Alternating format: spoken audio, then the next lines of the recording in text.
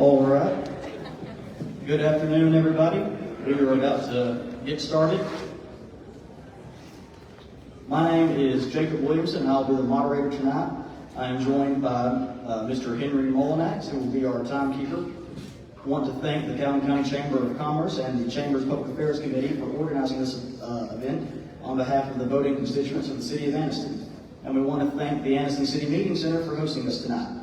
Thank you all for attending, and thank you to everyone watching online as well for taking the time to review the candidates vying for your votes. Audience and candidates, please put all electronic devices on silent for airplane mode. Please remain quiet in consideration of your fellow attendees and the candidates who have given their time to be here tonight. Please hold applause until the end if you do not mind. I'll now go over the format of tonight's events. Candidates are seated left to right from Ward 1 to Ward 4 in the order they appear on the ballot. Before the event, numbers were drawn to determine the speaking order within each ward. Once each candidate's name is called, they will step up to the podium and deliver their message to the voters.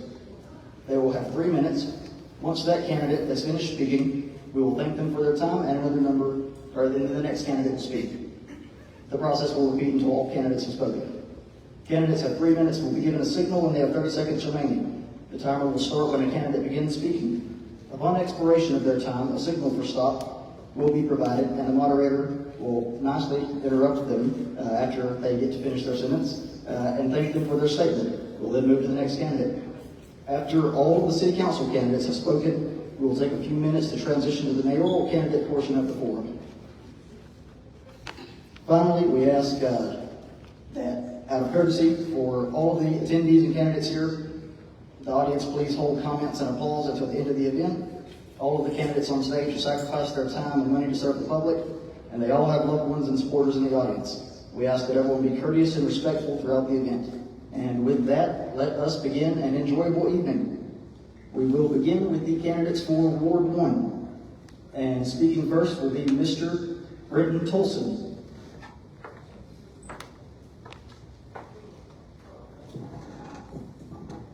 Good evening, Anniston. First, I would like to thank God, my family, and my supporters, and the beautiful city of Anniston, Alabama. I'm here today to represent City Council seat Ward 1. The agenda is to become politically mature. By reaching and teaching the community on being politically mature, the political philosophy of being politically mature only means that the community should control the politics and politicians in his or her own community. The time when others come into our community and get us to vote for them so that they can be political leaders and tell us what to do and what not to do is long gone. We must understand the politics of our community.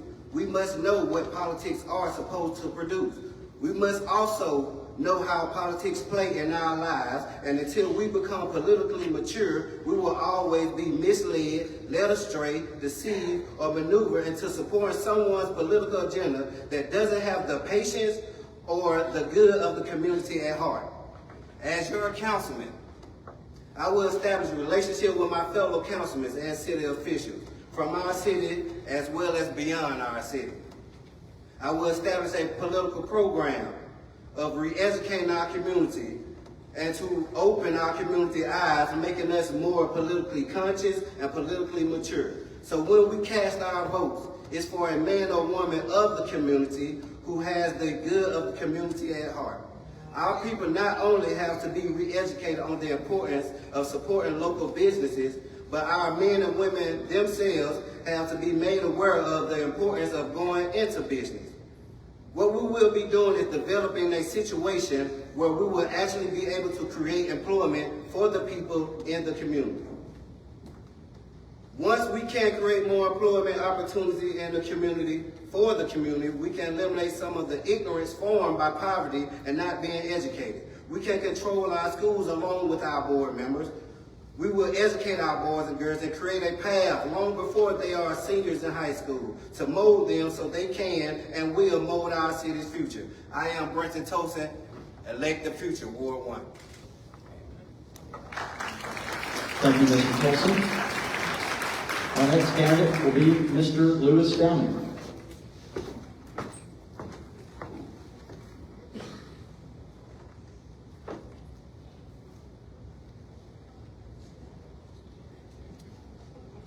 Good evening. My name is Lewis Downing, and I currently serve on the Anniston City Council. I'm proud to be running for election to continue to represent Ward 1. First, I would like to thank the Chamber of Commerce staff and Board of Directors for hosting this forum, and to thank everyone in attendance for your commitment to our city. It really means a great deal. Just over a year ago, after many family conversations and thoughtful prayer, I made the decision to serve in a more official capacity the community that has given me so much. I believed then, and I still believe, that the Anniston City Council is where I can make the greatest impact. Ward 1 has been my home most of my life. My parents moved us back here from Birmingham when I was 2 years old, and my wife Katie and I brought our first 2 children home from RMC to the same small little house on East 10th Street that I lived when my parents moved us home. I'm a product of this community. I attended 10th Street Elementary School, Anniston High School, and Sacred Heart Catholic School. Today, I work downtown and spend nearly every day there. Many of you know right where to find me, on the corner of 11th Street and Gurney Avenue, where my family's business has been in operation since 1963. I can remember when you could go downtown and buy clothes and shoes. I can also remember when you could walk downtown and pass a whole block of vacant storefronts. I can remember when there were nearly 10,000 troops stationed at Fort McClellan, and growing up on Woodstock Avenue, I remember the groans and chants of the soldiers at 5 a.m. just before the Woodstock race, one of the great memories of my life. These memories remind me every day of what Anniston once was and what it can be again. There's a vibrancy here now that we haven't felt in decades, and it gives me hope. I know how much potential we have. Just look to McClellan. With the right leadership in place, it can and will be a hub for industry, commerce, recreation, entertainment, and community living. We can make it happen, and I will see that we do. To support this kind of growth, we need a municipal airport that works for Anniston, one that connects our community to opportunity and investment. Great things are on the horizon for the Anniston Municipal Airport, and we need steady, committed leadership to make sure that we reach those goals. I'm committed to the ideals of these goals and the leadership it will take to get us there. We deserve a clean city. Our neighborhood streets can and should be safe if we work together, and Anniston deserves all of this and more. Here's my pledge to you. I will work with you, I will work for you in the best interest of the city, and I will always stand up for this community that we all love. With unity, hard work, and vision, I know Anniston can continue to be a place we can all be proud to call home for generations to come. Thank you very much. Thank you, Mr. Downing. Next, we will have Mr. Ben New. Hey everybody, how's it going? My name is Ben New. I'm currently running for Ward 1. This ward has seen a lot of progression. It's prime for business. I've served this ward for roughly 3.5, 4 years on a voluntary basis. With me and the steering committee, we developed a comprehensive plan. We also developed a new zoning ordinance, which rewrote everything for the city. This city is primed for new development, new growth, new tax base. We don't want to raise the tax base. This last year, we went from having $30 million to operate with to $45 million to operate with, okay? So, basically, guys, the city's growing. And if you guys want someone who can grow the ward, grow the city, you want to elect me, Ben New. I am pro-business. I love this city. I was raised here. I will get out and I will fight for you. I will hear you. I will listen to you. Obviously, we're all nervous up here because we're in front of you wonderful people. And I want to thank you for coming out and listening to all of our speeches today. I hope that you find in your heart that I am the right candidate, obviously unscripted. Thank you all so much for your time, and thank you for bearing my nervousness. Thank you, Mr. Moody. Our next candidate will be Mr. John Squires. Good afternoon to the City of Anniston. I would like to thank the County Commission and the Chamber and the citizens of Anniston for this opportunity. I would also like to say thank you for the candidates that are up here on this dais for making a good charge and trying to hopefully change and make a difference to the city. The needs of our city and our people have long been overlooked by a council that has been more concerned with shuffling it down the road. Can you speak up, please? Yes, hang on one second. The needs of our council, and our people have been overlooked by shuffling the deck of an issue. I have 4 issues that we're going to talk about. The first one is trash pickup. Trash pickup, in my opinion, should be free. We should be able to figure out methods to afford it. We should have methods to make it easier for everybody to do. And I will work every day to figure out how to make this legal and right. The second issue is education. We need better accountability from everybody, from our school board to our students. And I'm saying we help them. We don't leave it to just the school board to do it. It's us. Those are our children. Those are our people. Let's help them. And the one issue that I bring up is this, that is near and dear to my heart. We heard earlier this year of an economic plan where we came up and we had 613 business licenses. We had over $54 million worth of construction. But the one question I did not hear, or the answer I did not hear, is how many jobs? We've talked about this and talked about that. Guys, half of our economic problems can be fixed by having jobs. One of the things I absolutely positively will do with my experience in the Alabama Department of Labor and other agencies is to help more towns in this area find more jobs. My last point is on food deserts. We've had a food desert ever since I've been here, and over triple the time that this has happened. As of today, I am working on getting that grocery store in this town. It will be a free grocery store for this town, and it will be in West Anniston. Ladies and gentlemen, I thank you very much for your time. I thank you for your vote, and I look forward to hearing from you on August 26th. You all have a good night. Thank you, Mr. Squires, and thank you to all of the candidates for Ward 1 City Council. We are going to move on now to the Ward 2 Council candidates. We're going to begin with Mr. Dan Hughley. Good afternoon. My name is Dan Hughley. I'm a pastor at Haven United Methodist Church and at St. John United Methodist Church. I've been here all my life as a proud resident of Anniston and a dedicated community leader. I'm officially announcing my candidacy for Ward 2 City Council. My vision for the city is rooted in transparency, responsible decision-making, and a firm commitment to the needs of our people. Anniston is full of potentials, but we must act decisively to ensure that potential is realized. As a running to bring a new energy to City Hall, one focus on physical accountability, economic development, housing revitalization, and job creation. Too often our tax dollars have not served the purpose they were intended for. A clear example is the beer tax, which was earmarked for the Board of Education, but yet to be fully developed or delivered as promised. I will work to ensure that every cent of public funding is used effectively and for the benefit of our community. One of my top priorities is bringing new businesses to the Anniston area.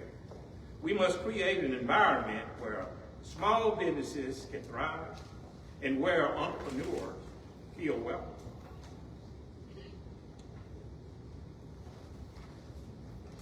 And where residents have access to goods and services and jobs that they need.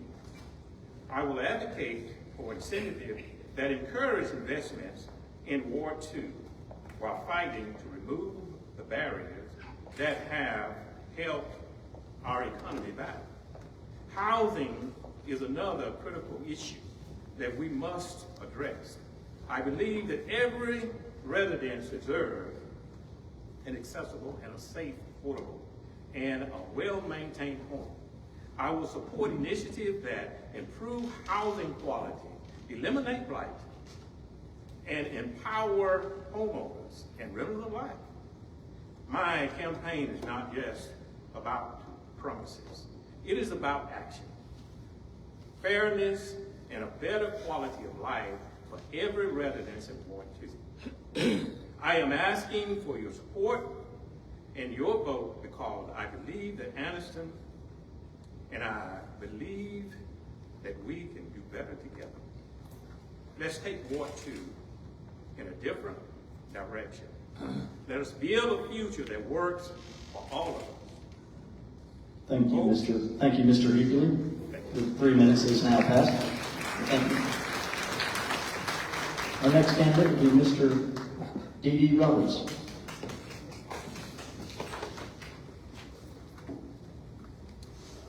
Check my check. Good evening. My name is Dimitri D.D. Roberts. I'm your current city councilman in Ward 2. First of all, I'd like to thank everyone for coming out. I always look great to see a big room. I'd like to start out to say, not only am I the city councilman, some of you may have heard my voice at some of the Anniston football games. Some of you may have seen me out on the streets picking up trash with our Anniston Changers. Or some of you may have seen me in South Anniston with my Masonic Lodge, where we've adopted that part of town, which is where our lodge is, picking up paper once a quarter. You may have seen me doing various things in the community. But one thing you have seen me, I am a candidate for re-election in Ward 2, but I just like to take a journey back and look where we started.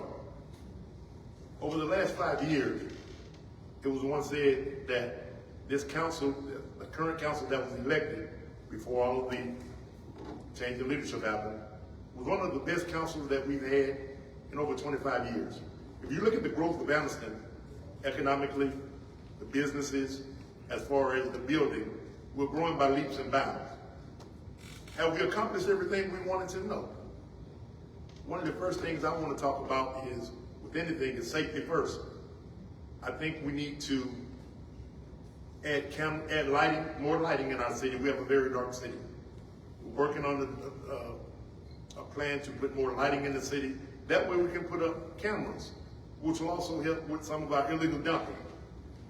You're going to hear us talk about trash. However, a lot of you don't know that over the past, since we started our dumpster program, where we have the dumpsters out 8 times a year, and the only months we don't have them in it is when the Calhoun County has their free landfill day, excuse me. We've collected close to 148 tons of trash we take it to our landfill. That's where you just come bring it out. One of the things we would like to do, we talk about the food deserts, currently working, trying to get at least $1 in the market in our city. We have a lot of opportunities for economic development. We're also currently working behind the scenes, trying to give small business owners an incentive to come do business in Anniston. There was a time when they said Anniston was not good for business, but you look at the growth, you check the numbers, and you see that's wrong. I would just like to continue to be, as they say, the boots on the ground candidate who's accessible, who's available, and who's working. God bless you. Thank you, Mr. Roberts. Our next candidate will be Ms. Lachey Robinson. Good afternoon, everybody. My name is Lachey Robinson. currently running, I'm excited about running Ward 2 candidacy. As a proud business owner and dedicated community servant, I'm committed to listening to your concerns and working tirelessly to address issues that matter most to the community. We need a fresh perspective on city council. I'm running to bring people together, to listen to your concerns and work hard to address the issues that matter most. I believe in being actively engaged in our community, which is why you may find me regularly attending council meetings, participating in local initiatives, and serving on Anniston zoning committee.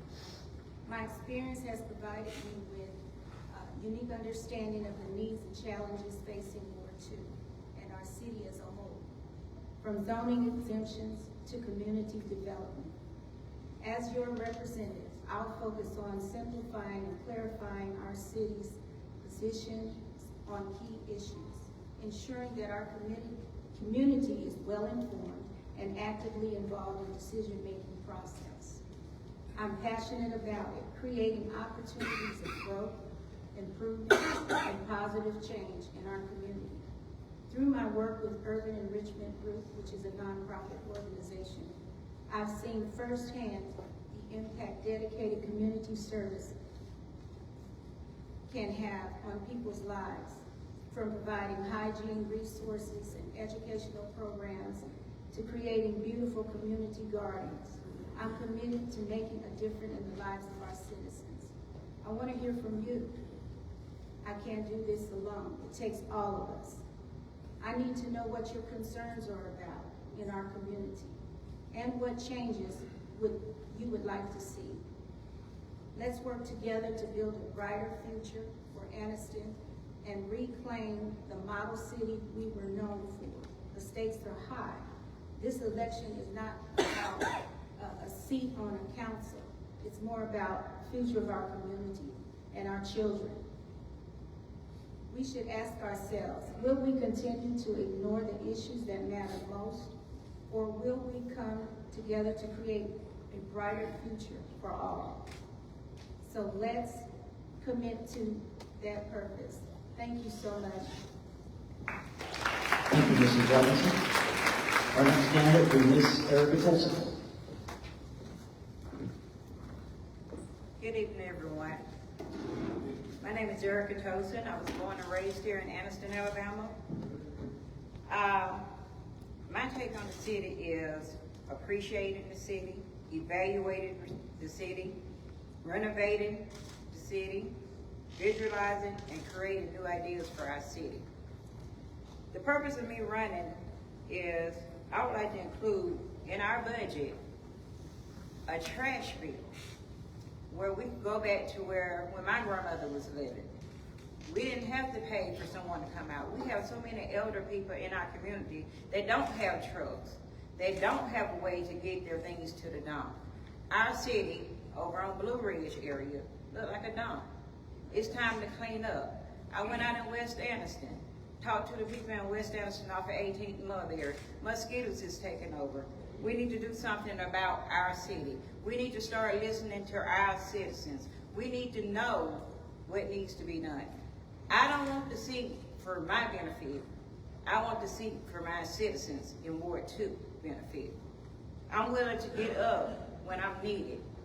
I'm willing to collaborate with all council members to ensure that all city funds are accounted for and we are fulfilling the wishes of Anniston citizens and not just desires as a council member. I would like to collaborate with the school board to make sure that each child is taken care of. I feel like our kids deserve everything that Oxford, Jacksonville, and other surrounding schools have. We can do it. If we all just work together. Safety in our community. It is so dark at night. It looks like you're in the forest somewhere. We need the lighting. We need the cameras. We need the guns off the streets. We need the people in the community to stand up for each other. And if I'm elected, I want you to ride my back. I want you to tell me what I'm doing wrong. I want to hear your voice. I want to hear your needs and your wants. These things are things that I don't believe Anniston have had in a very long time. We don't listen to our citizens. I remember coming up on 15th Street. There was a grocery store in the corner called Studdemeyer, Green's Groceries, Blair's Hotel. We don't have that anymore. What I can't do, I can't make promise that all this will take place while I'm in office, but I can tell you that I will work my tail off to make sure that some of the things that the city of Anniston is asking for will get. Thank you, Mrs. Colson. And thank you to all of our candidates for Ward 2. Our next candidate for Ward 4, starting with Ward 4, is Miss Ashley Wilson. I've been told that, I'm sorry. Good evening, everyone. Thank you so much for being here tonight and giving me the opportunity to introduce myself. My name is Ashley Wilson, and I'm running for Anniston City Council, Ward 4. I chose to run because I care about Anniston's future, and I want to help build it in a positive and practical way. I'm not here to make empty promises, but I can tell you I'm here to listen. I will show up, and I will work so hard for the people of Ward 4. I am a public school teacher, I am a wife, I am a friend, and a neighbor who loves this city and believes deeply in the power of community. My priorities are straightforward. First, I want our neighborhoods to be safe. Public safety is essential to everything else that we want to achieve, from attracting new businesses to keeping our families here. That means that we have to support all of our first responders, our firefighters, our paramedics, and law enforcement, and also addressing the underlying issues that affect safety in our communities. Second, we need to take care of our city's infrastructure. Residents deserve to see real progress. Potholes repaired, sidewalks safe to walk on, and parks that families can enjoy.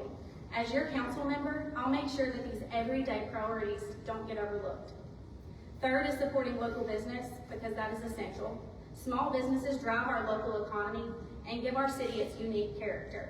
That means reducing barriers to City Hall, engaging with business owners, and investing in projects that attract new investments to Anniston.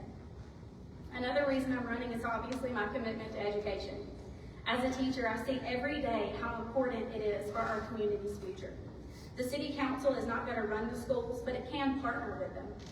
It can advocate for students, it can support after-school opportunities, and help create a city where families want to stay and build their lives.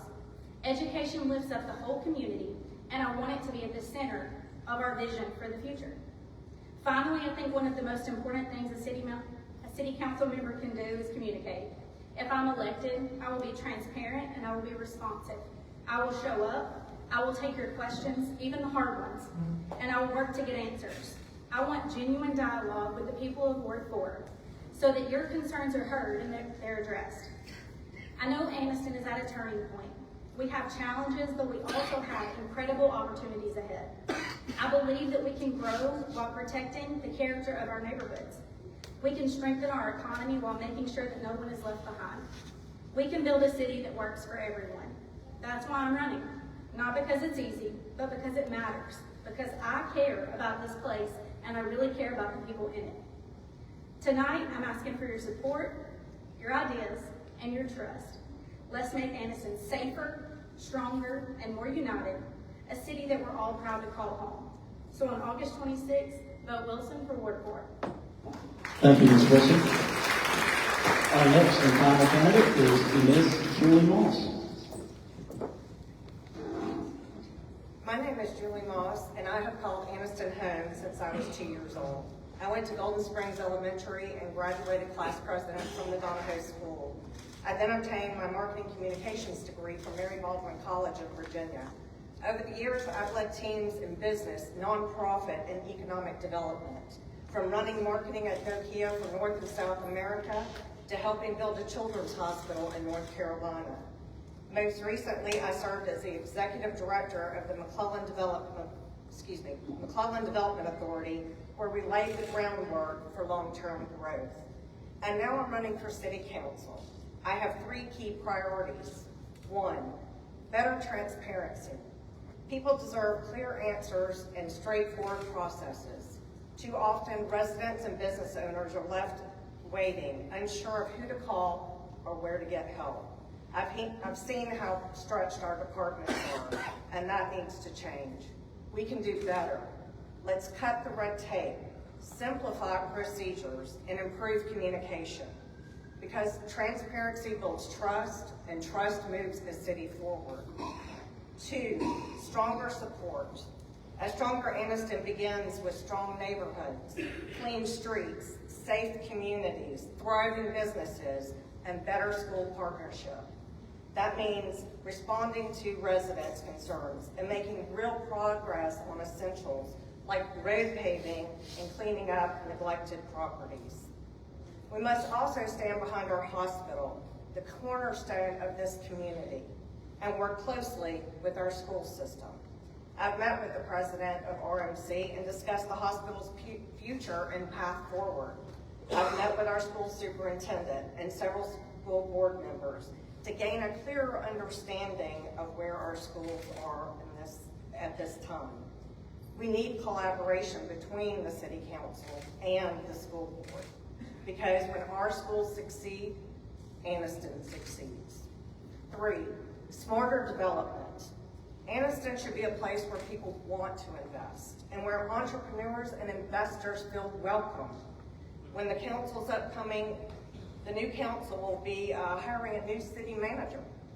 We have a chance to bring in a bold, accountable leader who will raise the bar on service, efficiency, and leadership across departments. Real change isn't just good for headlines. It creates opportunity and builds a better future for everyone. I've spent my career solving tough problems, leading teams, and delivering real results. Now I'm ready to make that same commitment to Anniston City Council. But I can't do it alone. I need your support. I need your voice. And yes, I need your vote on August the 26th. Thank you. Thank you, Ms. Moss. And thank you to all of our candidates for the work for, and thank you to all of our candidates for the Anniston City Council. That concludes the City Council portion of the forum. Let's give another round of applause to all of our council candidates.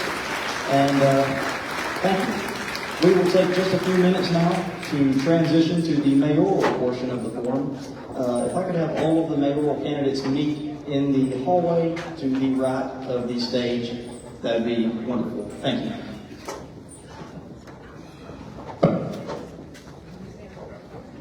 Could all of these city council candidates gather also right by the hallway for a quick picture very quickly before everyone scatters? Thank you. Okay, yeah, sure. Are the microphones good? Are the microphones good? Thank you. So, I appreciate it.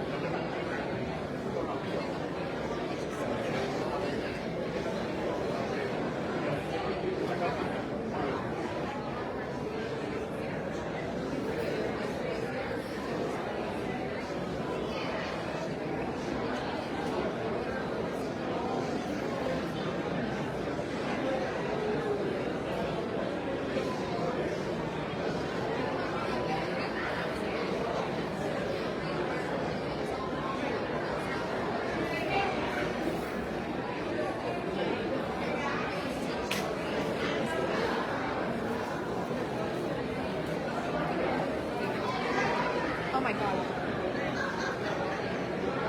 That's funny.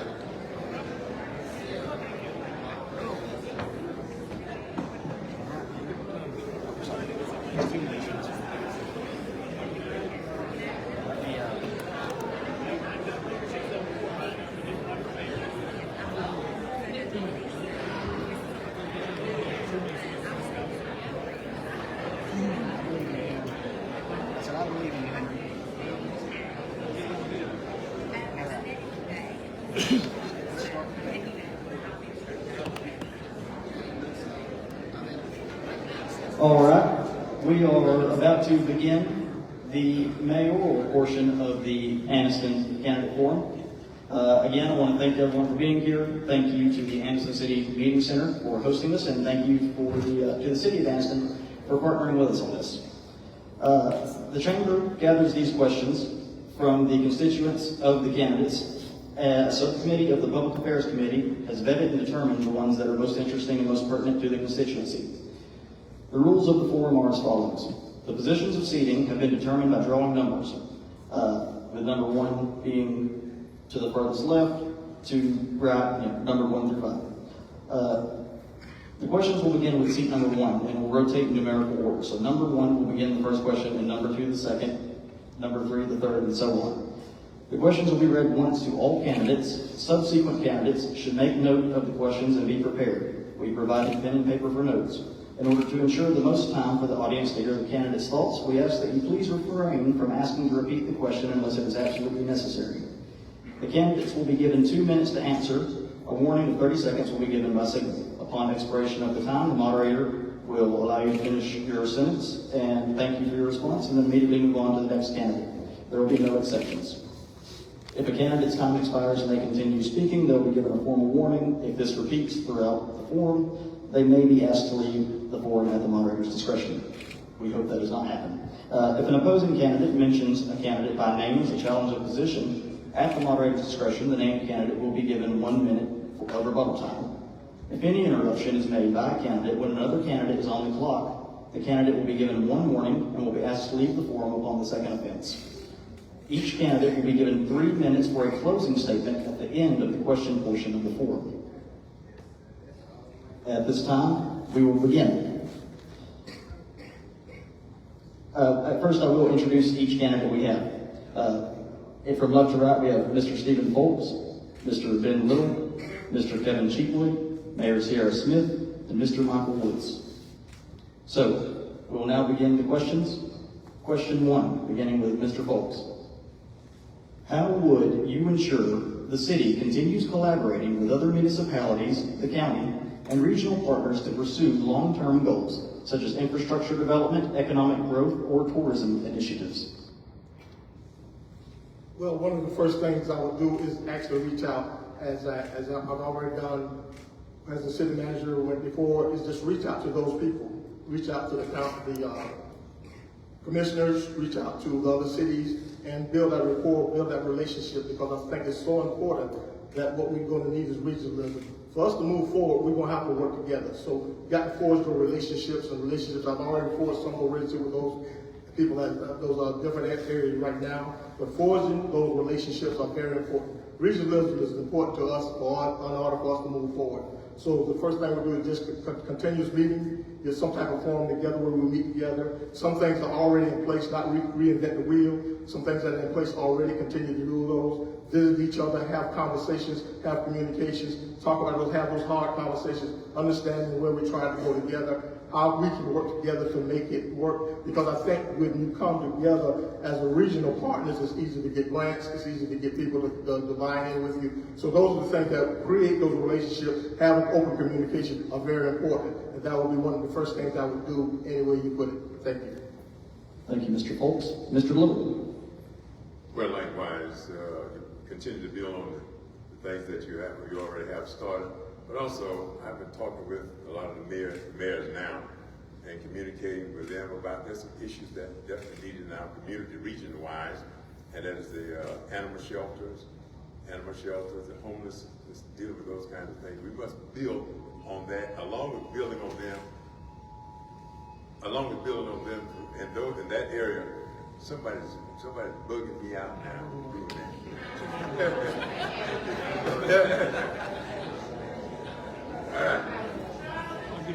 I know someone was bugging the place, but let me go right on here. But we'll continue. You hold that sign at 3 minutes, right? I got you. You got you, okay. Don't worry, you covered. Okay, we're going to continue to build on these things. Animal shelter, that is very, very important. Animals will be here as long as the city will be here. It's time to stop playing around and to take that we're not dealing with these animals and the homelessness and those things, that we'll continue to build together. As I said before, I've been talking with the mayors of different cities now, and not only that, but different things.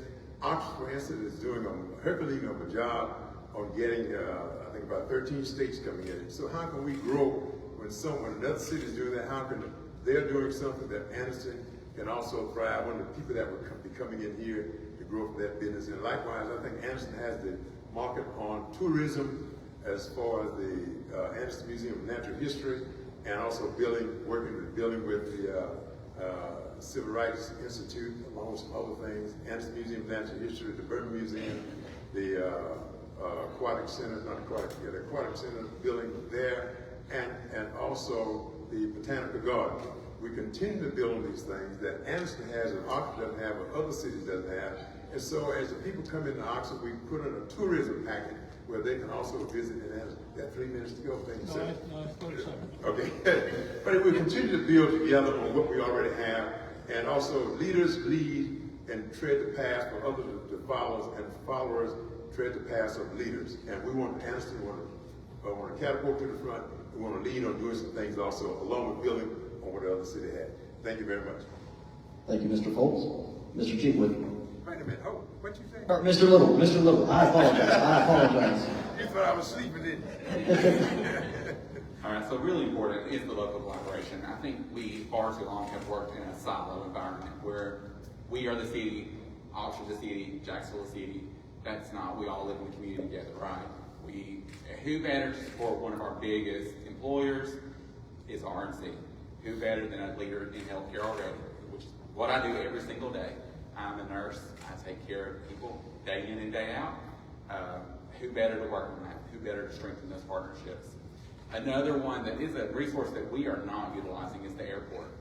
Our airport, I met with them about 2 weeks ago. Those people are doing phenomenal jobs out there. And the city has got to get behind them. They were giving me a list of things they needed done. The city actually lost certification recently where we can no longer do SEC teams out of the airport because the city would not get their act together. So another opportunity we missed. So again, working together at a regional level with the leaders through the county, through the other cities, and the state at state level is also critical. Thank you. Mayor Smith. Absolutely. So I want to go ahead and say that each city has its unique assets. And the question we have to ask ourselves is, those unique assets, how can we build upon that regionally?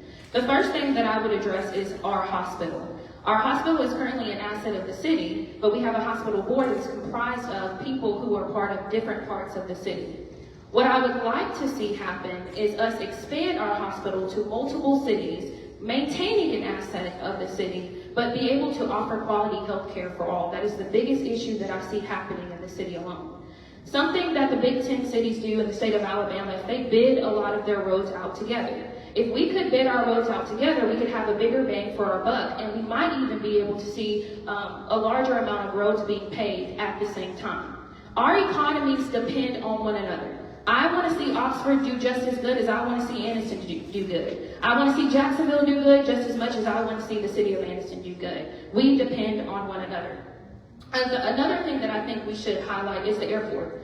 That airport has been neglected for many years, for the past few years. But what I can say in the last 5 years, our employees and this city council has worked really hard to address those concerns. We developed a 10-year master plan for the airport. We are currently in talks with Anniston Aviation. We are currently working with our congressional partners to envision a regional fire airport where we are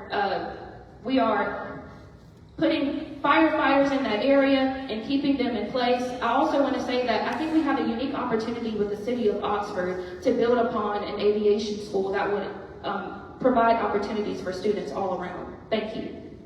Thank you. Mr. Woods. Yes. As many of our candidates have said, we need to build those relationships up that we already have. And as we need to reach out more to many of these other communities. As I said, Oxford, Jacksonville, we all have our own ways to run things. But once we can reach out and work together to create more businesses like infrastructure and stuff. And as I believe Will Smith said about the bid, right? Yeah, come together to create a bid on the roads themselves, as she said as well. And I agree with Ben about the animal shelters as well. We need to come together, all these cities as a community, and build up new infrastructure together.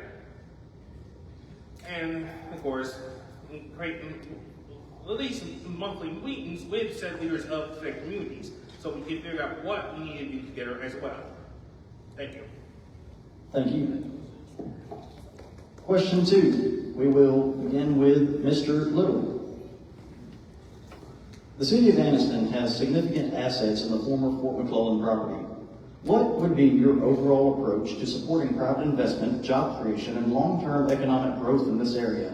And what timeline would you pursue for the McClellan Development Authority to complete cleanup and prepare properties for reuse?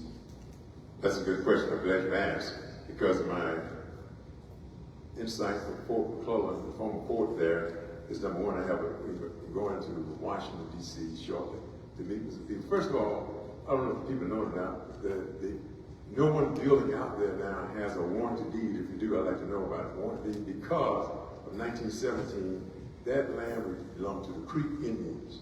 And first we have to clear that up. And once that is cleared up, then we can move forward in giving people clear deeds to their houses. And I want to meet with the Native American there to make sure that we get that cleared up and let them come out in here, and whatever they want to put out there at Fort McClellan, to let them do that. And I don't know what they'll put up there, but you understand me. But what had happened is working with other industries to whatever we can get out there. I mean, as far as cleaning up, the ESCA, we were cleaning up for quite some time out there. We should continue to do that and move forward and make sure that it's a safe place, a safe environment for chemical and things of that nature. But businesses that are moving out to Fort McClellan, the city has invested millions of dollars out there, but I think we have to be smart in spending the public funds. At first, we have to clear up who the property belongs to. And that is combined effort, I think, with the city, the county, the state, and the federal government. And once that is done, I think people will be interested in putting their money out there along with the city. The city has to be clear in how we spend public funds. But we're ready to engage, and we have several people, I think, that are ready to make a move at Fort McClellan, the former fort, to make some things happen. We're excited about what it can do and what it can bring to this area. Thank you very much. Thank you. Mr. Cheatwood.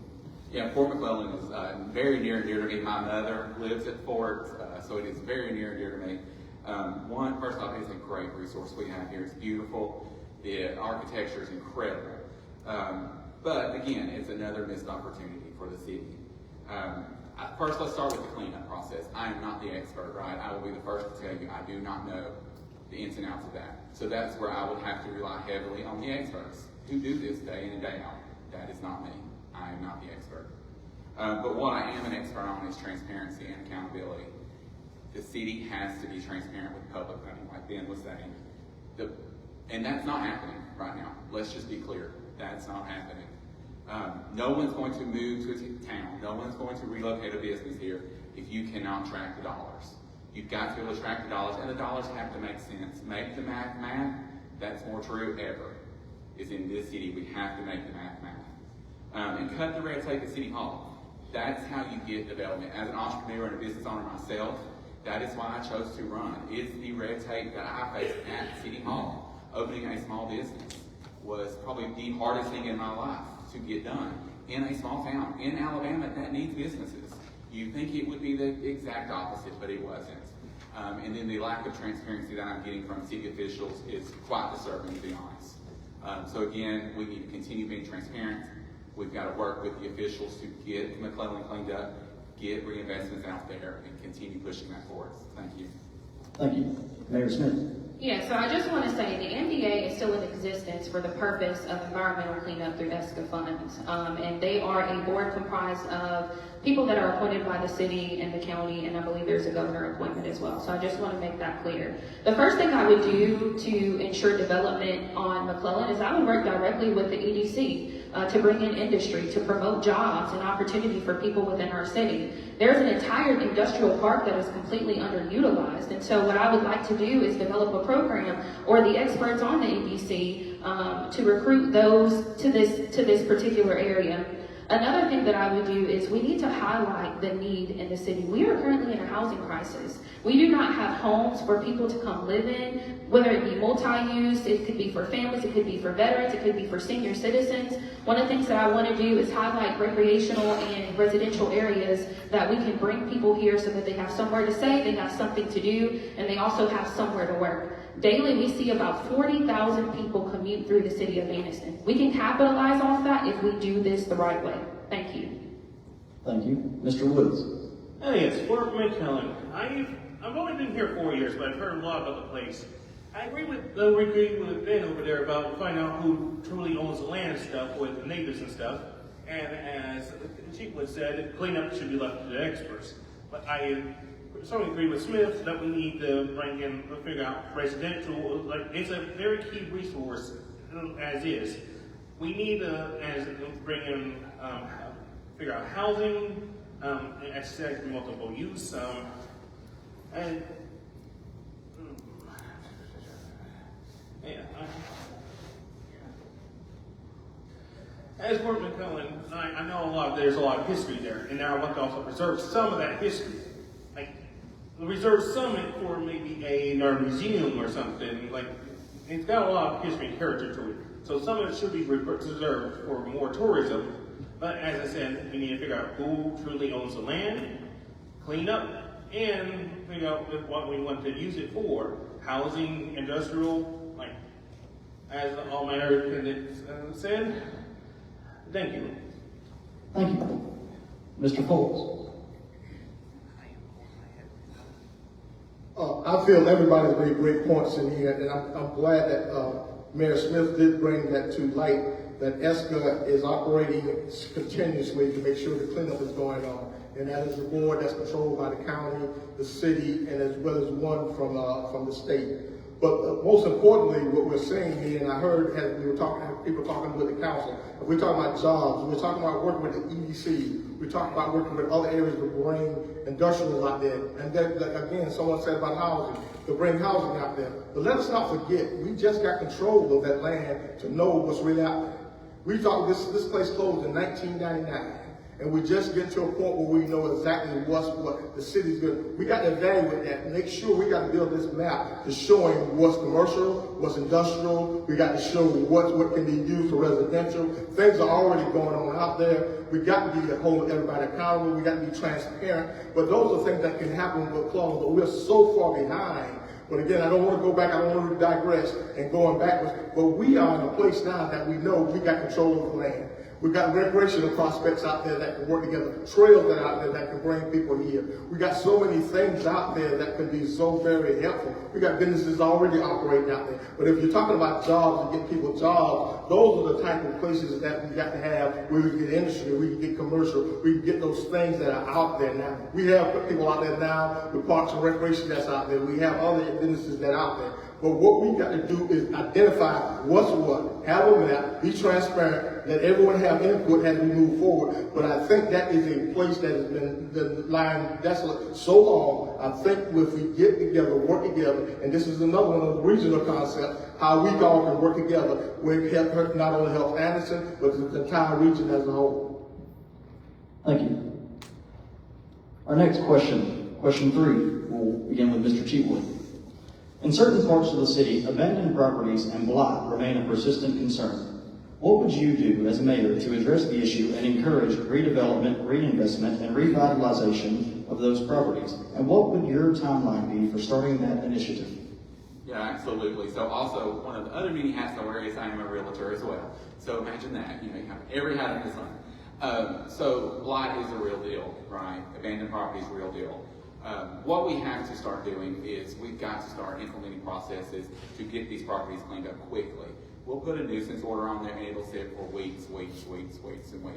Part of that is because our staff is overworked and undercompensated. Tana, I'm looking at you. So they work hard, but there's not enough people in the field. We staff City Hall so heavily, but we have no one out here doing the work. So that is where we start. We start by making cuts at City Hall in leadership positions. And you redirect those funds back to people actually out in the field doing the work. Cutting grass, mowing lawns, cleaning up these properties. You put a tax lien on these properties. If the owner won't do it, put a tax lien on it. They'll have to pay it eventually. Thank you. Thank you. Mayor Smith. Yeah, so I just want to say the issue with putting tax liens on properties is it's still something the city would have to maintain. And if we do not have the amount of people, whether it be staff or the amount of money to address those, we're still at the situation at hand. The biggest issue that I see with abandoned and blighted properties in the city of Anniston is the educational aspect. What I would encourage that we start air property workshops. People need to know, hey, when grandmama and granddaddy die, what do we need to do to maintain this property instead of letting it sit for 20 plus years and then we're complaining about nuisance properties. We have to have some pride in the neighborhoods that we live in. West Anniston is a little bit more unique. It's not just something as simple as going in and renovating because of all the environmental issues that we have yet to address in the city of Anniston. We're talking about 20 plus years of environmental issues. And we're not talking about PCBs. That is just surface level. The majority of that has been cleaned up. We're talking about industrial waste from the foundries that have been there. We're talking about mercury, poisonous metals, issues that have yet to be resolved. So I think there's a holistic approach that we're going to have to take in order to address the blighted properties, including using CDBG funds. Some of these houses are just messed up beyond repair. We need to identify what houses we cannot fix and potentially what houses that we absolutely can. Again, that first step is education. Number 2 is working with CDBG funds to get done. And I think we can mobilize the community to start caring about their neighborhoods as well. Thank you. Thank you. Mr. Woods. Yes, blighted and abandoned properties. I myself, and not, I understand you see this, but my property itself has fallen under disrepair due to circumstances that are beyond my control. But again, these properties and stuff, we need to look to, as Mayor Smith said, look towards education for these family stuff. As I said, these properties have been sitting for so on. They don't know exactly what to do sometimes with those properties. And again, heavy pollutions and stuff make these buildings sometimes unviable. We must ensure that the cleanup and the buildings that cannot be repurposed should be at least torn down or removed, so they're no longer a blight on our community.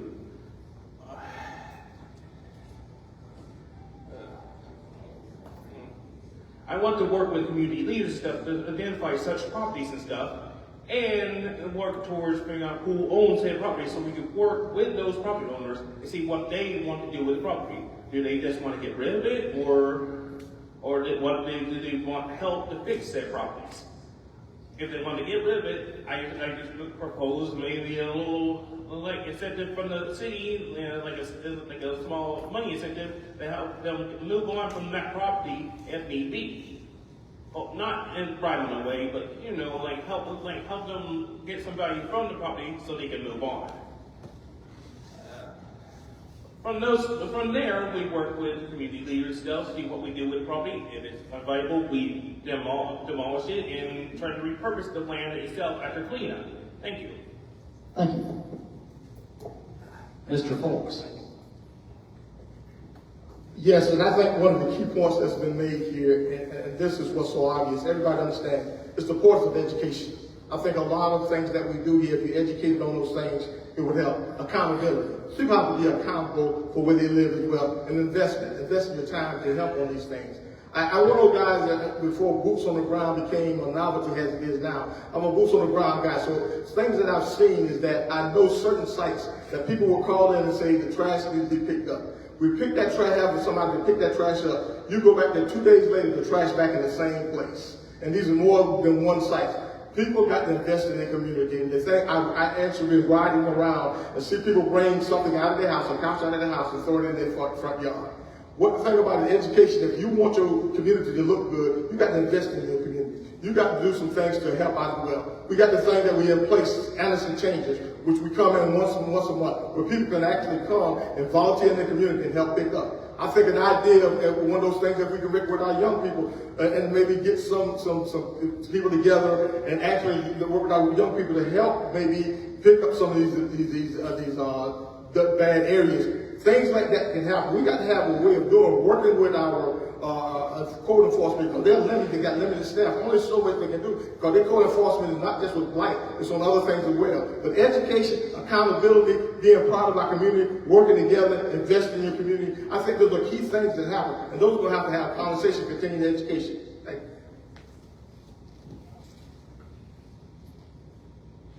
you. Anniston City is trashy right now. And the education needs to be the education at the council. And that's to put the people back out and picking up garbage and trash like we used to do. And what happened a few years ago, they fired a lot of the Indians that wanted working, to do the work in the streets, and they gave that money, like you said, increase to supervisors. Put the people back on the ground and get out there and clean up the trash weekly or every other week. When the gas price went up a few years ago, several years ago, we went to one every other week. What do we do with the houses? Some of these houses can't be saved. You have community development block grant fund, you have home funds. Home funds, if there's an individual that can pay the taxes and pay insurance, if it costs us $10,000 to tear a house down, and you can it takes about $15,000 to bring that house back up to standard living condition, If you have a family out there that's renting and that can utilize that house and that can pay, and the city go through the process of getting that property, then why not put the $10,000 in it instead of tearing it down? Put the $5,000 with it and restore that house and give it to an individual for them, and then you maintain that house on the tax roll. Once you take a house down, then the tax roll and the money goes down. But that's what we must do, and use the community development block grant fund and home fund, and we can restore this community and make things looking good again. Thank you very much. Thank you. Question 4. We'll begin with Mayor Smith. Anniston has access to a range of natural assets and outdoor amenities. How would you, as mayor, promote ecotourism opportunities such as trail systems, the equestrian routes, and recreational cycling as part of a broader quality of life and tourism strategy? So I love ecotourism because it's a great way to sustain the environment, but also generate revenue for the community. Listen, for those that you don't know, I voted no for the Chief Ladiga Trail for fiscal reasons. I did not agree with depleting majority of our reserves. Initially, it was supposed to be a $3 million project, and that went to a $7 million project before I knew it. And so I did not really understand the economic impact at the time that it would make. So because I'm a team player and I believe in whatever is going to be sustainable and generate revenue for the city, I decided to buy into that moment. And about 2 or 3 weeks ago, I rode on the Chief Ladiga Trail. And as I rode on that Chief Ladiga Trail, I ran into somebody who came from the state of Georgia and was going through the city of Anniston. That moment showed me just the opportunity we have in the city of Anniston to generate revenue. As people come from all over across the United States of America to visit this city, we have an opportunity to build restaurants. We have an opportunity to build places for people to shop. We have an opportunity for people to lodge if we have additional hotel capacity. And then also something so unique about the city is the equestrian trails. And recently we gave about 700 acres to the county for the use of multi-purpose recreational opportunities. And I think that not only does that expand our opportunity for assets, but opportunities for people who live here who would have not done that if this wasn't in our backyard. So I would work directly with these separate groups to enhance the possibilities through those recreational sites. Thank you. Thank you. Mr. Woods. Yes, ecological tourism. I myself was enthusiast bicyclist as a kid myself, and I understand how important these trails are for bringing in tourism and bicycling people, because bicycling is a very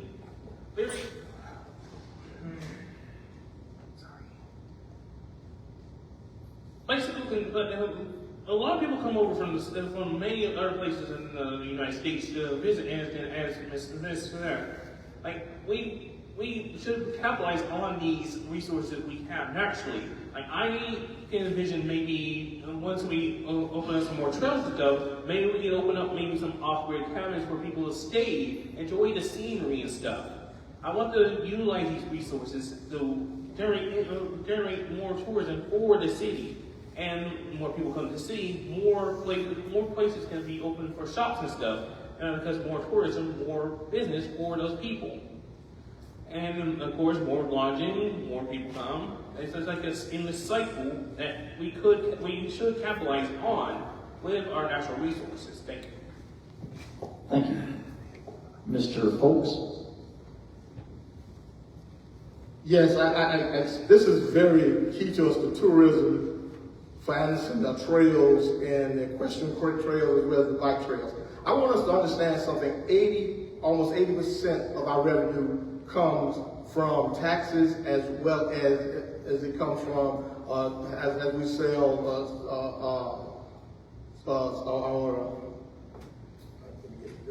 our taxes, as well as it comes from our permits that we sell. 80%. So we're talking about tourism being so key. And the thing that we have to understand about this whole thing is that we call Anniston the model city. We have to understand what the model city was all about. When it became the model city at one time, that's because they modeled themselves how they actually had houses for employees, for the pipe shops and other things like that. But Anniston always has been reinventing himself. And then civil rights, we have history from civil rights. We have so many things that we have reinvented ourselves. Now we have the opportunity with the bike trails and the trail and the recreational facilities that come here, and we talk about how will that impact ecotourism? How will that help us with taxes? How will that help? Well, we got to make sure our young people and our citizens understand the importance, because those tax bases, those economic, the tourism that comes in here, those that as the council, as the mayor was alluding to, those people that come in from other cities. But you want to make sure you have something that when you come, you want to visit again.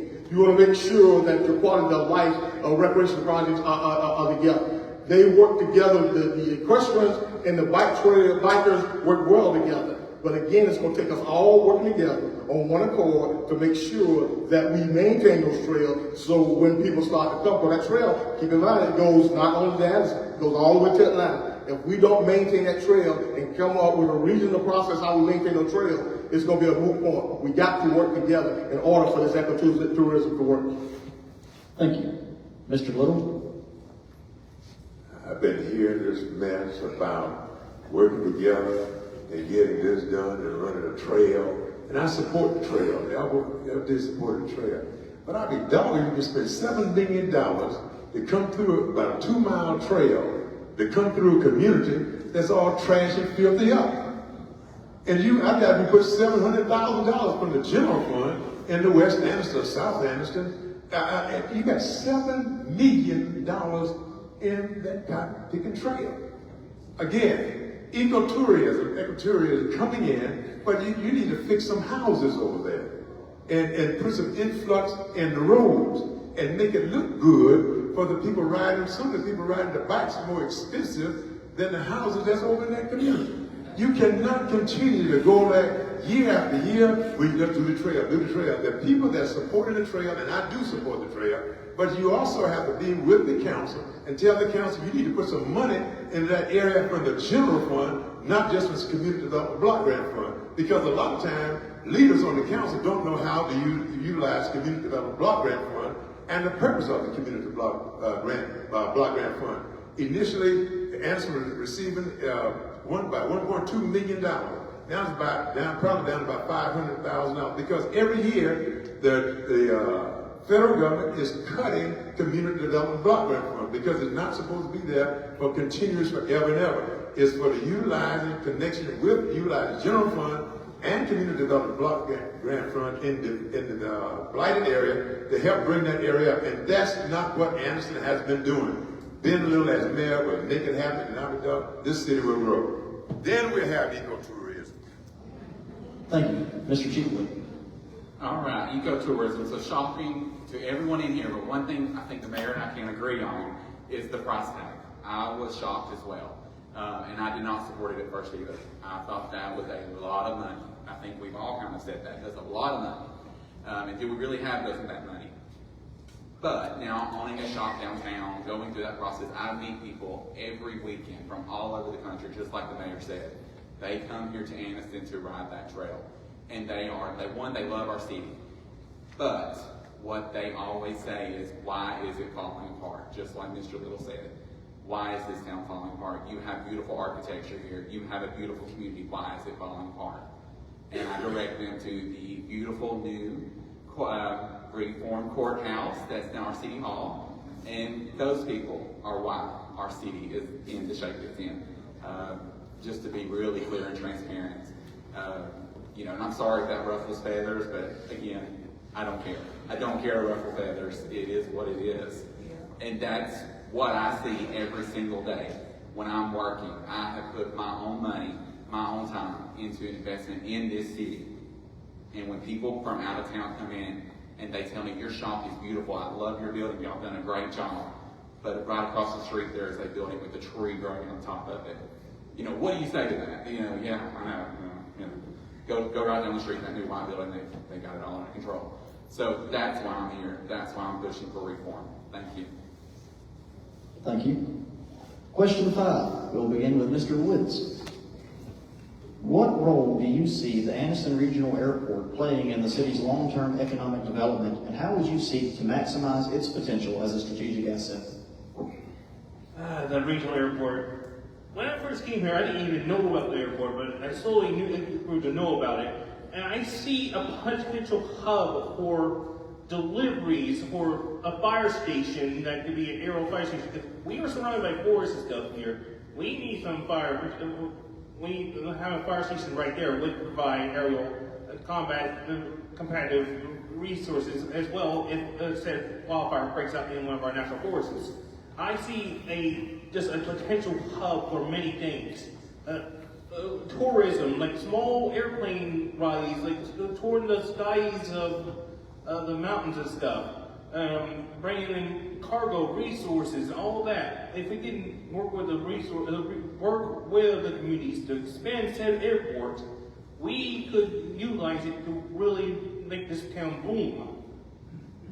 I imagine like central lanes, as I said, cargo hub, fire station, tourisms, aerial tours,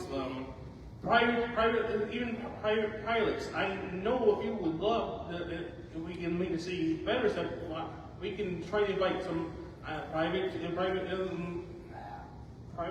plane owners and stuff to have their planes housed at the airport. Thank you. Thank you. Mr. Foltz?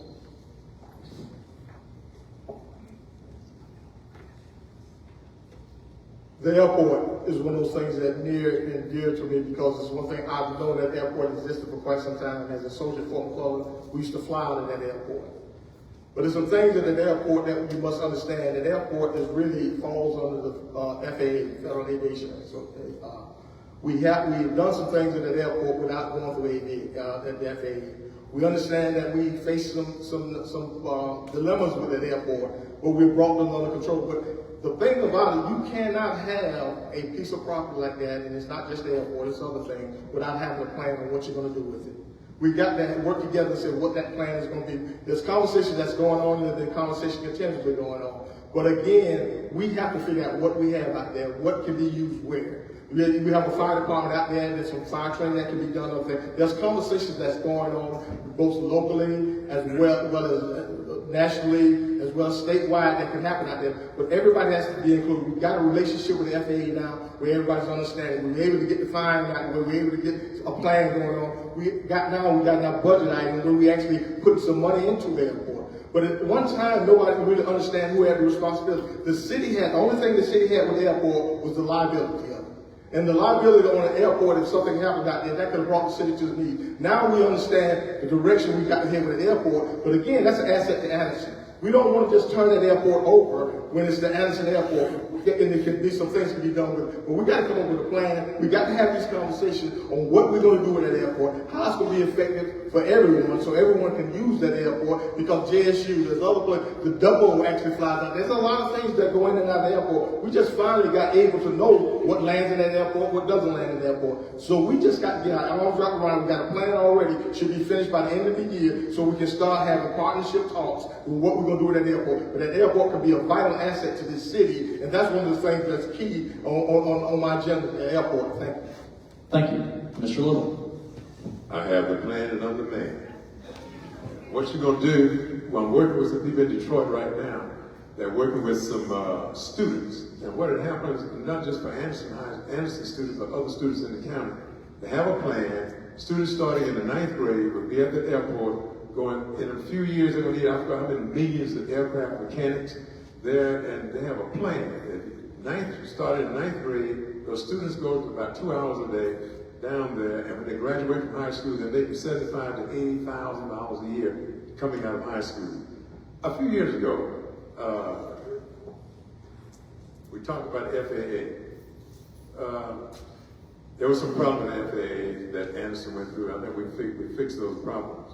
And now what we have at the airport, we have to get in touch with the people. We have a contract. Some people have a contract out there for X number of years. I think the city has to go back and relook at their contract, and there's some people someone wants to bring in a small aircraft, air transportation in and out of that airport now. But we have to go back and talk with the people that has the long-term lease agreement there and make some changes there. And I think that all that is workable and doable when we sit down together and talk about what's going on there.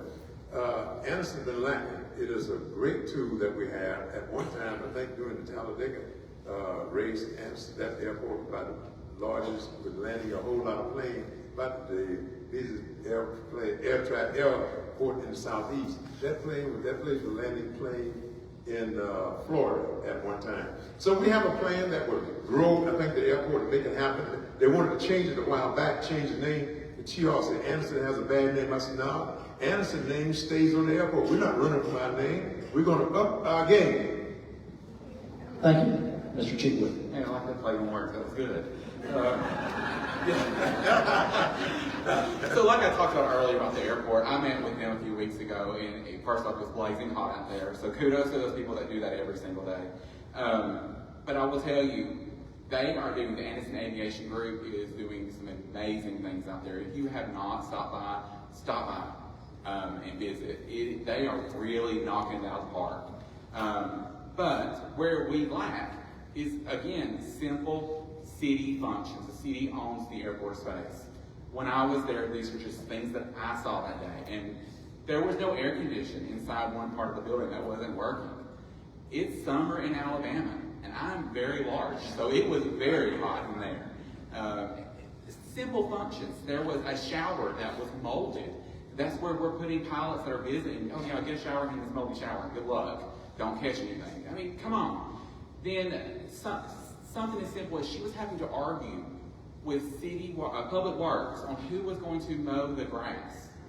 Yes, mowing the grass. That was an argument that she was wasting her time doing when she had other far more important things to do than argue with her landlord about mowing the grass. So these people are doing everything they can. We have to support them. That is a huge, vital resource that we are underutilizing it. My great-grandmother told me stories when she flew in there. I think it was Southern Sky or Southern Air back in the 80s.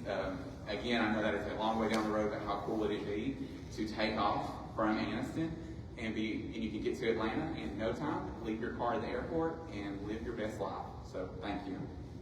Thank you. Mayor Smith. So I want to explain, our airport is technically a regional airport, but I would argue that it is currently not. It can be. We have a fixed base operator called Anniston Aviation that currently provides fuel for different military planes that comes in and out. We have a contractual agreement with them that is completely outdated. I think there are areas for the city of Anniston to improve, and I also think that there are areas for Anniston Aviation to improve, but that's just one part of it. And I'm working on ensuring that we prioritize effective communication to enhance our airport. I think in order for it to be a regional airport, we're going to have to restart those conversations with the city of Oxford. Our airport technically actually sits and is surrounded by the city of Oxford. They have this excellent idea of implementing an aviation training school in conjunction with what they're doing with CREATE. That benefits students in this entire area. It's not about Anniston saying, this is mine and we're not going to share. It's about us being willing to do what's best for us as a whole. Something I always say, Anniston first, the county second. I will always advocate for the city of Anniston, but when I know that if we can work in conjunction and collaboration with other cities and it will benefit everyone as a whole, that is something that I absolutely want to do.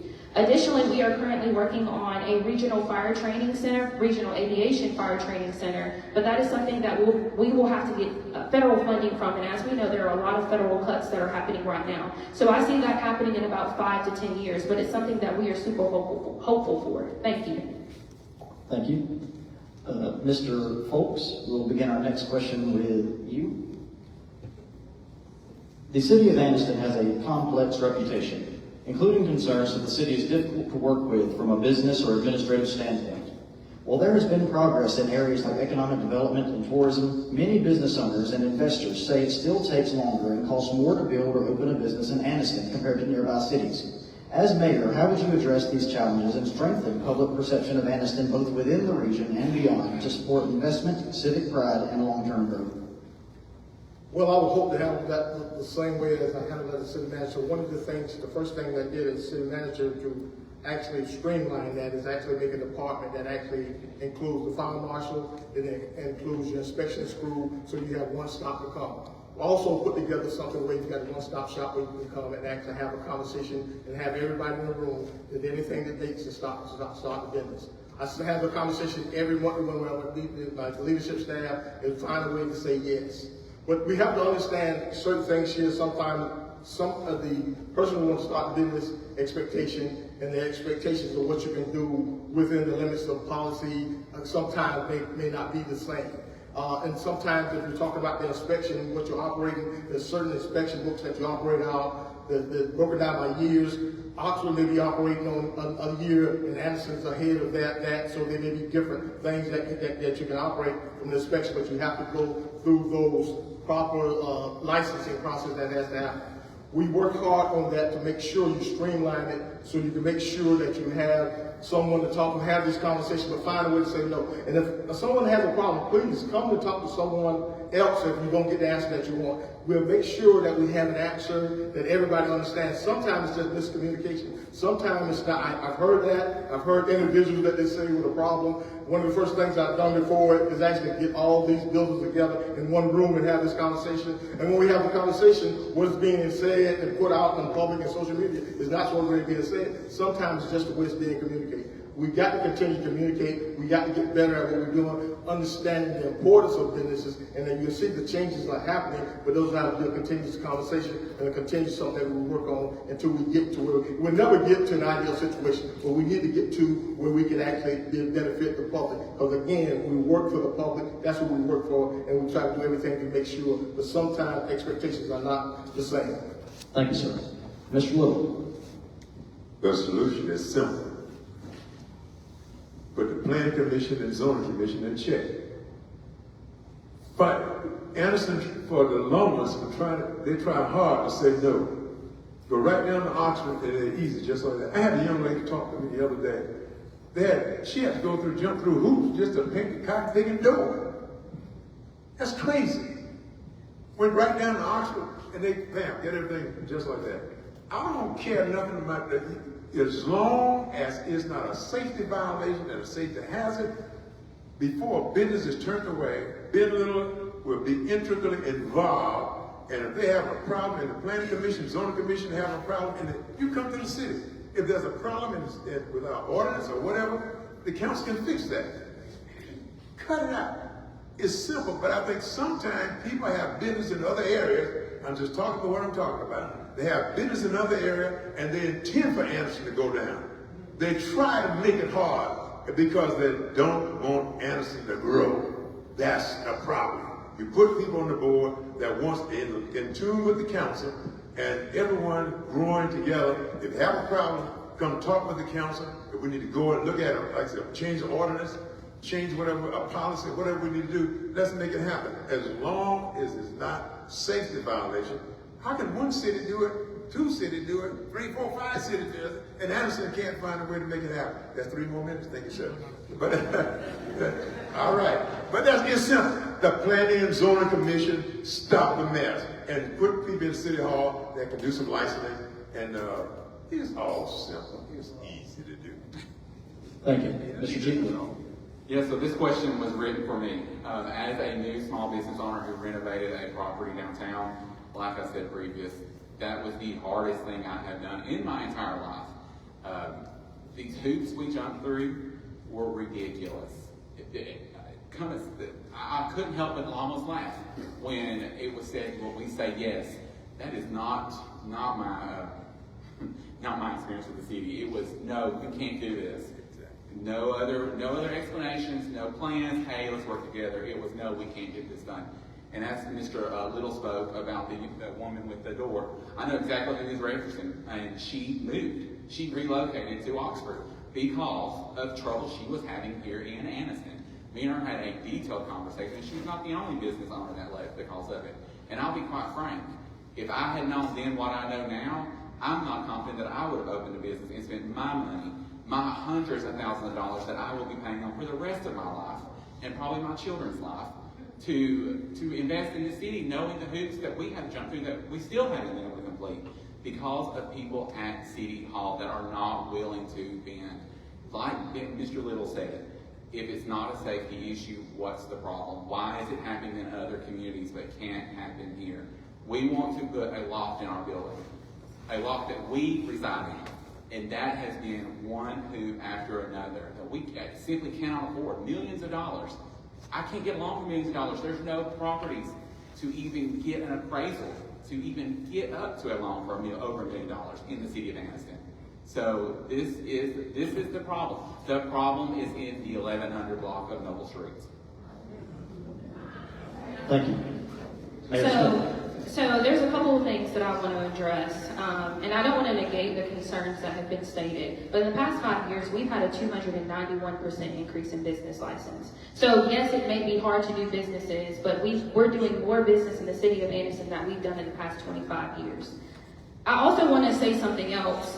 The Planning Commission and Zoning Board were mentioned. They do not have the final say. They offer recommendations to the City Council. So bottom line, we have a policy issue. The first thing that I would recommend specifically in the downtown district is potentially a historic fire protection district, which will decrease some of the restrictions that are placed or imposed on a lot of the business owners in that area, but it won't increase any liabilities. The issue that we are having is we have a lot of these old vintage buildings, but modern codes. And we are not able, people are having to put so much money in these buildings that they simply do not have based on the policy that we have. So I think there is an opportunity to reinvent the wheel when it comes to policy barriers and addressing that in that way. Thank you.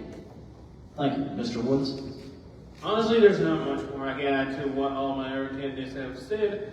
I agree entirely with them on everything they said. Like, we need to reinvent the wheel. Like, we need to put some commissions in check and stuff. There's not honestly much more I can add. Thank you.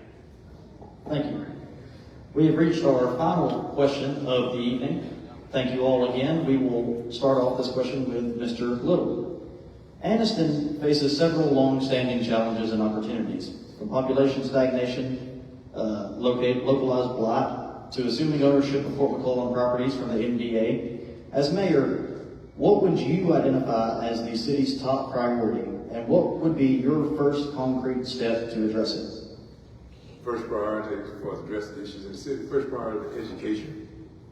That's it, and that's creating a new education, building a new education complex, and you get a superintendent that lives here in Anniston, not roaming, not coming in and out of here. That's what you do. You make that happen.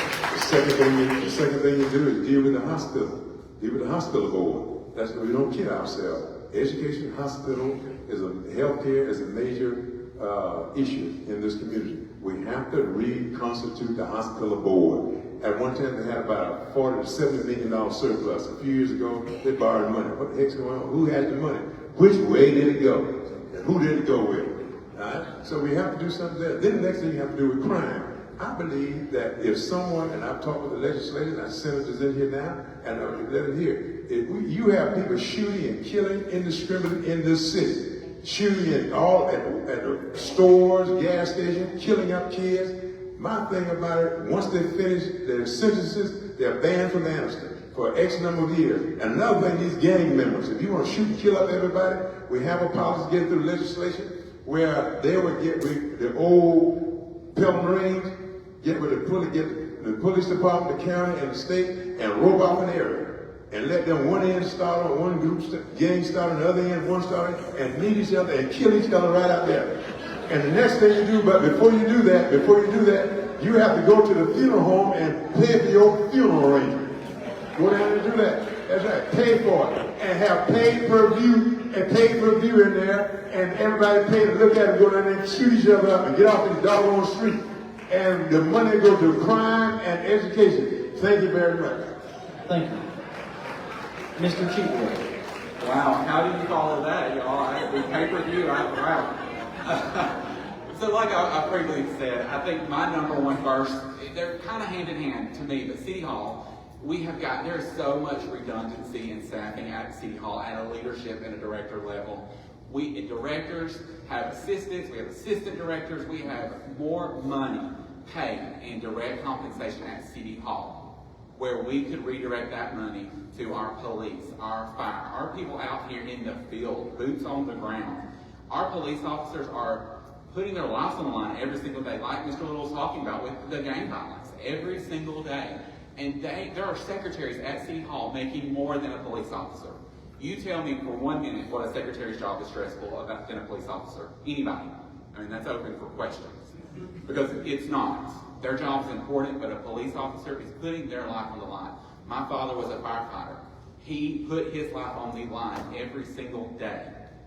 He was volunteering, so he did it for free. So that's where we need to start. We have got to stop the waste at City Hall. Redirect those funds. Second is the education in our city. We have to hold the board accountable. There appears to be zero accountability with the Board of Education.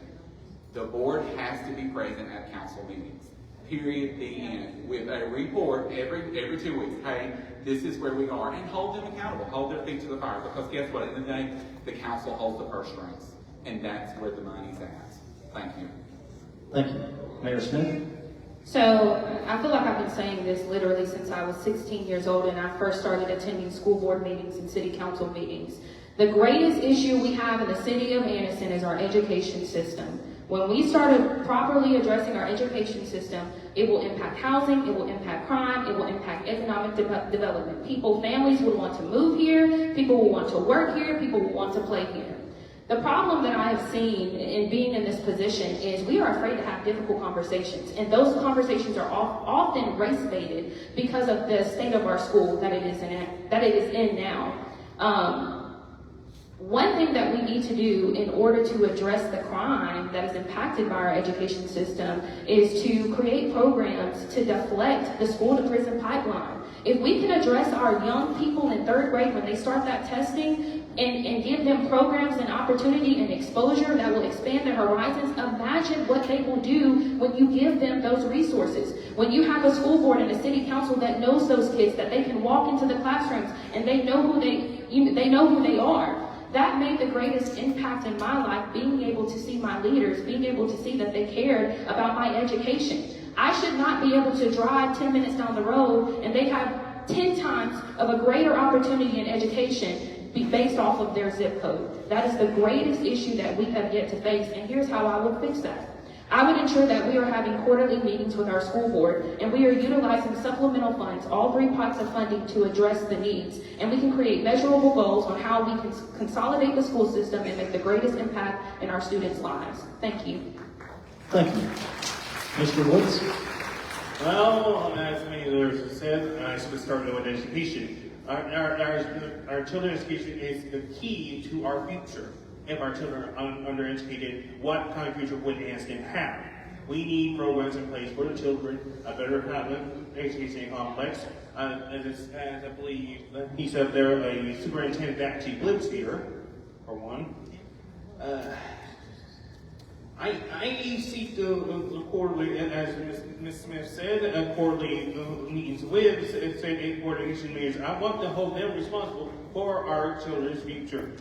I want us to communicate together about the future of the children. I want a brighter future for the children, beginning with their grade, as Ms. Smith said.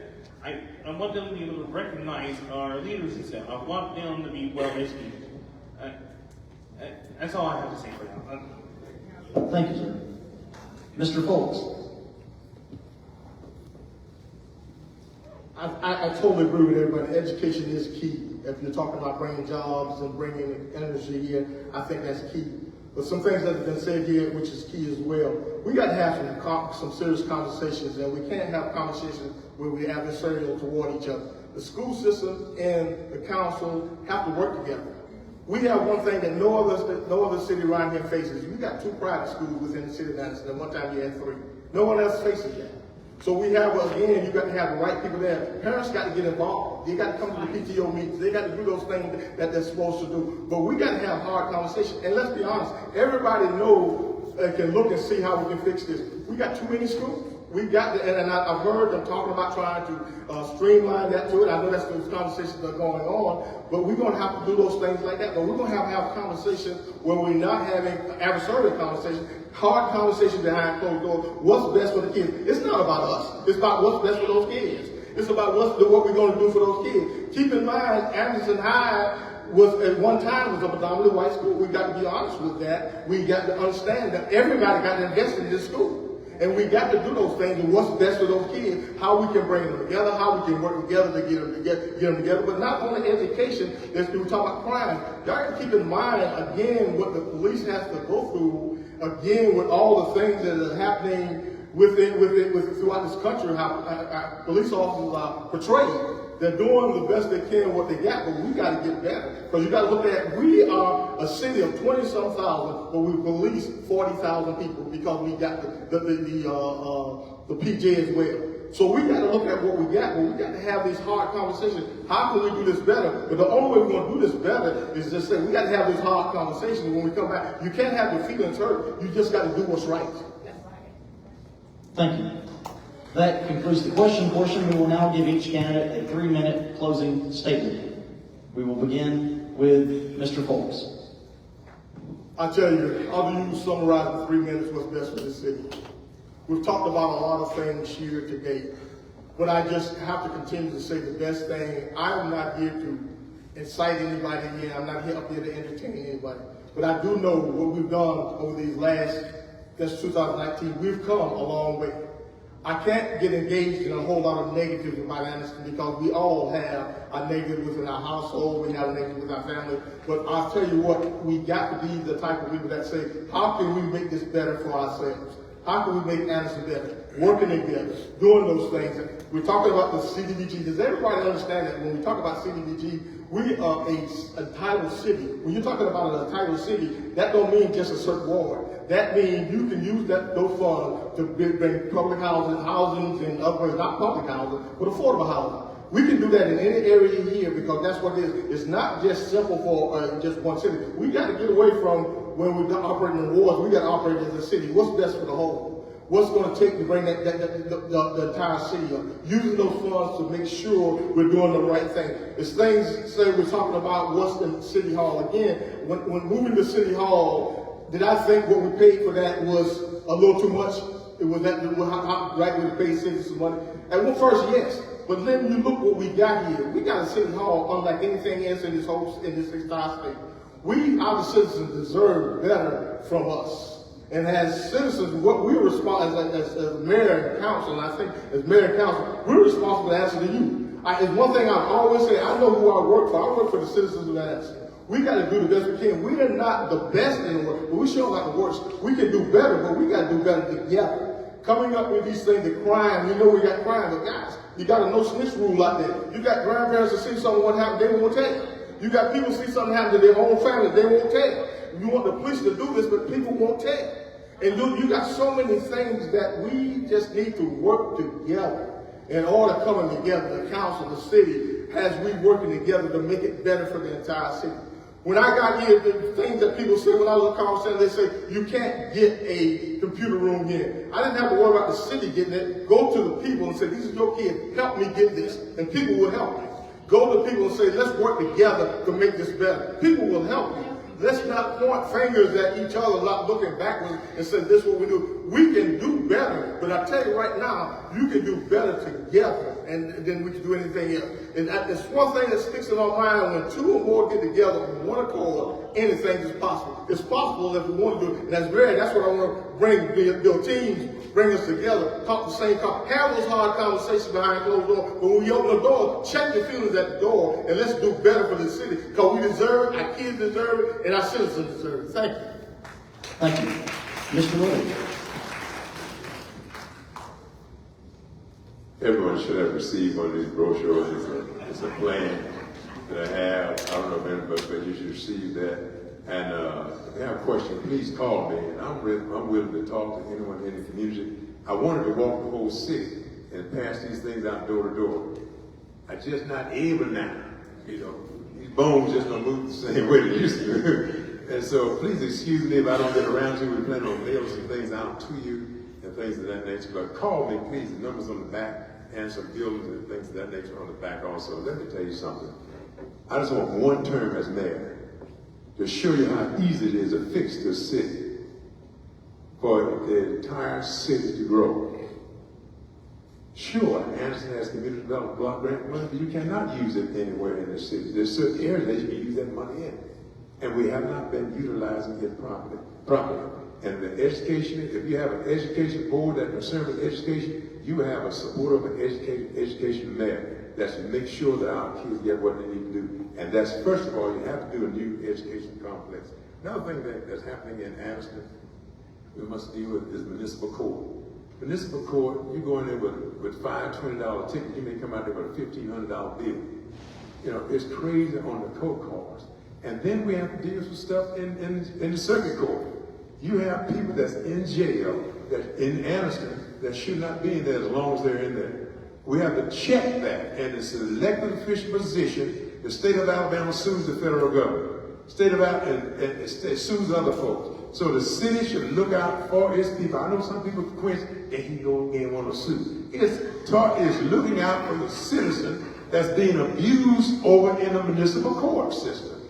That has to be dealt with. And then Little will deal with that. The bus station. That bus and train station, those people coming in there, you're closing at 4 o'clock, 4:30. That bus station should be open, but to the last bus come in, there are certain things you can cut back. At least someone should be open. And there's no reason for someone to be standing in the rain and out there. When I used to travel the bus a lot and the train, and I would hate to have my mother, my sister, my brother, my kids, and you yourself out there traveling. Those people are doing the best they can to travel. Anniston has a nice, good place. Let us make it happen for them. As I stated before, let us do something with the animals, animal control. We must make it happen. You have we have on here, you talk about ecotourism. We had the Dr. Davis at the Health and Leadership Institute, along with the Civil Rights Museum and the Senior Citizen Center, ready to go. This council knocked it off and put it somewhere in the boondocks. We're ready to pull that back and make some things happen, okay? It's time for me to stop now. You got 10 seconds. I got 10 seconds. Well, hold it now. Stop the clock. I got 10 seconds. Okay, we want to make some things happen, and Anniston will grow like it never grown before. Been little, August the 26th, vote little, win big. Now, stop. Thank you. Mr. Chief Whip. Hey, so y'all haven't picked up on by now, I am not a politician. I don't give polished answers. I give straight, clear-cut answers. That's who I am. No BS, just to the point. When Mr. Polk stated we can do better, you're right, we can. We have to quit electing the same people in office and expect different results. We can do better. This town deserves better than what we have. What we have had, now in fairness, the current council is better than what we had in the past, but the bar was low. Let's be clear. The bar was very low. So, you know, it can only go up from bottom. So let's just call it what it is. That's fact. Sorry, man. So, you know, things that I want to address are looking at it at common sense level, right? I have recently obtained all of the salaries from the city employees.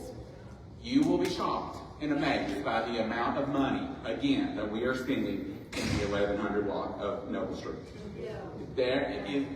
I was blown away with the amount of money. I knew there was a problem, but I did not know how big of a problem it was. We have got to streamline that process. We have got to consolidate positions. We have to reduce funding to those positions. We also have to reduce funding for travel and entertainment for the city leadership. I'm sorry, you're not traveling for $40,000 in 4 years for 5 people. That's ridiculous. That's more than my budget to vacation in 10 years, 20 years. Hell, I don't know if I've ever taken a vacation that much money. So let's just be clear. We do not have the money for that, period. We can look at reinvesting that money differently. There are great opportunities with Zoom, electronic formats, whatever. You can get the same information. Networking is 1990. We are in 2025. Let's move forward. Let's quit this bull. Second is the education. Going on to education, again, we have to streamline education. I'm a product of public schools. I did not graduate from any kind of private school. I went to a public institution. I went to a public college. I work with the public now. I grew up lower middle class. As most of you may know, I have posted my struggles growing up. My mother, who is here, hey mother, so we rolled coins, pennies, so that we could go to Fall Festival as a kid.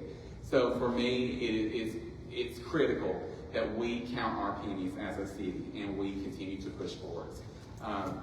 And I wanted to say thank you to all the candidates up here. I am honored to be sitting with this group of people. We may not agree on much of anything, some of us more than I thought we would.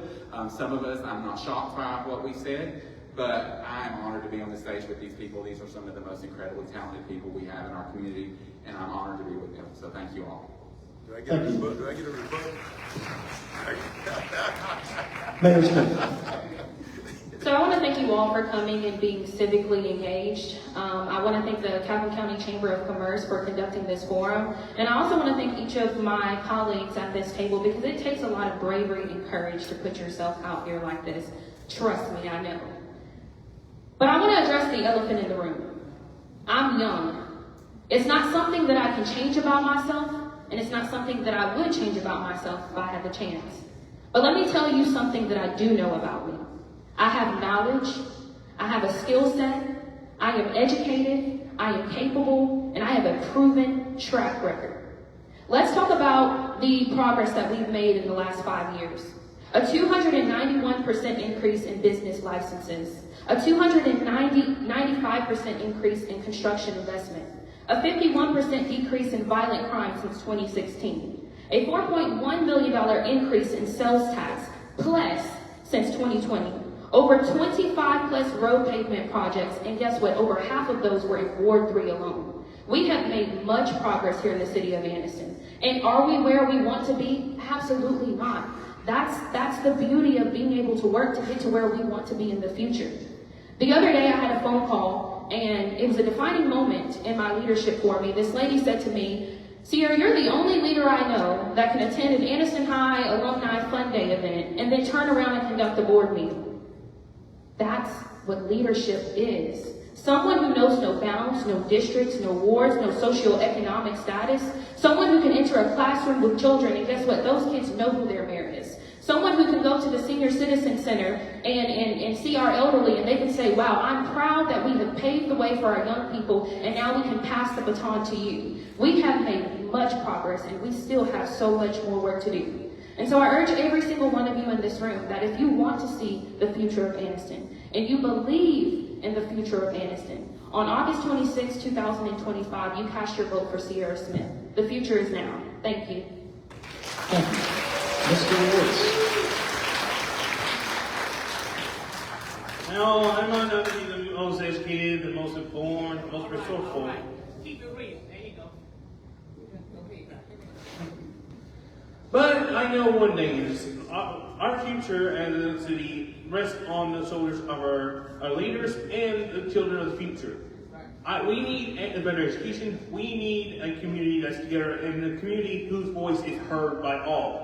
I want to see a city where everybody's voice is counted. I want people to voice their concerns for their communities, their projects and stuff. I want their voices to be heard by the leadership. I want to see the bloom again. I want it to become the model city again. I want our blighted buildings, our abandoned buildings, I want them to be restructured. I want them to be redone. I want this city just to be beautiful again. I've gone through many of these streets. I have seen many of these buildings. I have seen our roadways. What we need to do is restructure the budget, figure out what goes where, and rebuild this city together. Thank you. Thank you. Thank you to all of our candidates for both the City Council and the Mayor's race. Please don't forget to go and vote on August 26th. And thank you all. That concludes our event for tonight. God bless. Can all of the mayoral candidates meet for a photo to the left of the stage?